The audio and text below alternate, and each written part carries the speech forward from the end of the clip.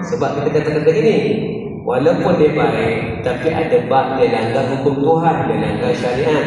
Memang dari segi hatinya baik, tapi dia tidak mendapat kasih Allah kerana dia melanggar hukum Allah. Walaupun dia dapat kasih manusia, tapi tak dapat kasih Allah. Allah suruh kita dapat dua kasih. Duribat alaihim dillatu aynama tuqifu illa bihablin minallah wa hablin minan nas. Kamu akan kena hina di mana-mana kamu kamu berada, melainkan kamu jaga dua cinta ataupun dua hubungan. Pertama hubungan dengan Allah, kedua hubungan dengan manusia. Ustaz dia tu pakai seksi, menonjol-nonjol dadanya, tapi dia baik. Sebab mengaji tasawuf tapi tak mengaji syariat. Itu jadi salah. Betul ramai orang begitu.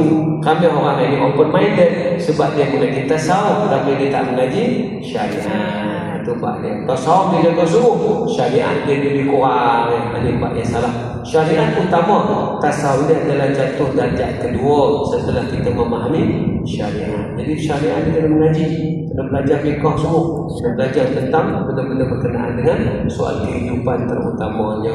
Banyak benda kan dalam hidup kita ni, kita akan bertemu dengan banyak kejadian.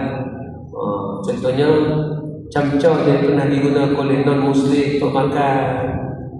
Kan kita jamu di rumah, kita ajak kawan tu memang suka makan apa dia panggil? Bakutih. Dia suka makan benda-benda yang ada usus-usus khinzir lah.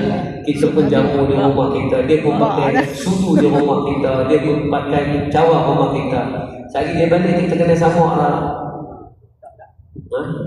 Itu kena mengaji. Kalau tak mengaji kita kena sama. Tak perlu sama kerana dalam fiqh basuh dengan sabun saja sudah memadai. Selagi tidak ada direct contact dengan benda haram itu, benda itu tidak perlu disama.